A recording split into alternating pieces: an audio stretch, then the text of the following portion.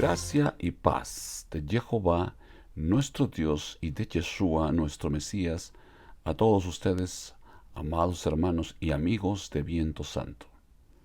Continuamos con esta serie y me seréis testigos. Estamos ya en el video número 11 y este video se titula El Evangelio llega a Samaria.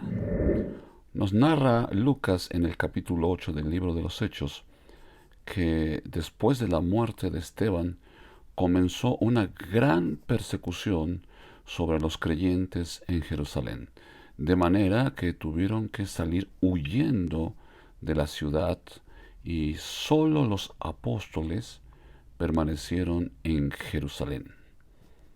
Uno de los que salieron fue precisamente Felipe, de los diáconos que habían sido nombrados en la iglesia. Nos dice la Biblia que al ir él predicando el Evangelio llegó hasta Samaria. Punto número 1. Todo obra para el cumplimiento del propósito de Dios. La persecución obligó a los creyentes a dejar su lugar cómodo. Tuvieron que salir de Jerusalén, de Judea, y así el Evangelio llegó hasta Samaria. Y debemos recordar que el plan de Yeshua en Hechos 1:8 era precisamente este. Él les dijo a sus discípulos: pero recibiréis poder cuando haya venido sobre vosotros el Espíritu Santo, y me seréis testigos en Jerusalén, en toda Judea, en Samaria y hasta lo último de la tierra. Así que es muy claro cómo el plan de Yeshua se va cumpliendo. Y Felipe fue el instrumento que Yeshua utilizó para llevar el Evangelio hasta Samaria. Recordemos que Samaria era la capital del reino del norte. Israel se había dividido en dos, el reino del norte y el reino del sur. Y en el reino del norte quedaron 10 tribus, la tribu de Rubén, de Simeón, de Dan, Neftalí, Gad, Aser, Isaacar, Zabulón, Efraín y Manasés. Y el reino del sur estaba formado por las tribus de Judá, Benjamín y la tribu de Leví. En el año 722 antes de nuestra era, el imperio asirio conquistó al reino del norte bajo el liderazgo del rey Salmanasar, y llevó cautivos a todas las tribus hasta el territorio y el reino de Asiria. Y luego mandó repoblar todo ese territorio, llevando gente de diferentes naciones. Toda esta gente que repobló esa región tenían sus propias creencias religiosas, es decir, adoraban otros dioses. La Biblia nos dice que Jehová envió leones y la gente empezó a morir a causa de estos leones. Entonces dijeron que era importante que todas estas naciones aprendieran a temer a Jehová.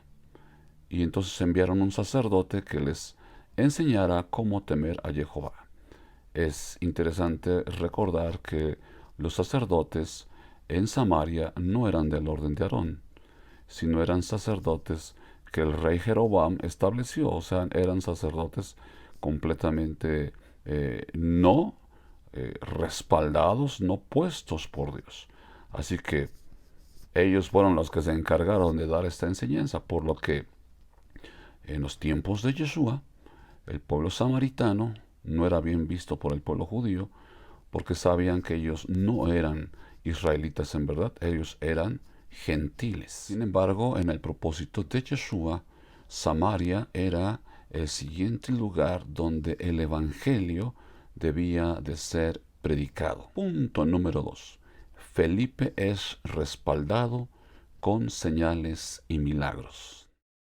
Entonces Felipe, descendiendo a la ciudad de Samaria, les predicaba a Cristo, y la gente, unánime, escuchaba atentamente las cosas que decía Felipe, oyendo y viendo las señales que hacía, porque de muchos que tenían espíritus inmundos salían éstos dando grandes voces, y muchos paralíticos y cojos eran sanados.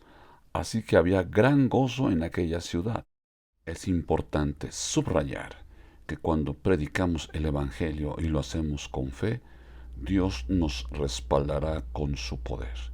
Y podemos orar por los enfermos y podemos echar fuera demonios de aquellos que están atormentados, que están cautivos por el poder del diablo, y habrá gran liberación. Punto 3. Simón el mago, un engañador que se convirtió. Nos dice el libro de los Hechos que allí en Samaria había un mago llamado Simón que tenía engañada a la gente, pues con sus artes mágicas les hacía creer que ese era el gran poder de Dios. Pero cuando llegó Felipe y empezó a demostrar el verdadero poder de Dios, el mismo Simón se convirtió y estaba atónito, sorprendido, viendo los milagros que se hacían por mano de Felipe. Punto 4. Los samaritanos reciben el bautismo del Espíritu Santo. Cuando los apóstoles que se habían quedado en Jerusalén escucharon que el Evangelio había llegado a Samaria, fueron a la ciudad y comenzaron a imponer sus manos sobre todos los creyentes para que recibieran el bautismo del Espíritu Santo. Es importante subrayar que una de las grandes señales apostólicas es que bajo su imposición, bajo la imposición de sus manos, el bautismo del Espíritu Santo era dado sobre aquellas personas por las cuales oraban. Cuando Simón el ex mago vio que cuando los apóstoles imponían sus manos y se recibía el Espíritu Santo, él se le hizo muy fácil ofrecerles dinero para que también a él le fuera dado ese don, esa capacidad de imponer sus manos para que la gente recibiera el Espíritu Santo.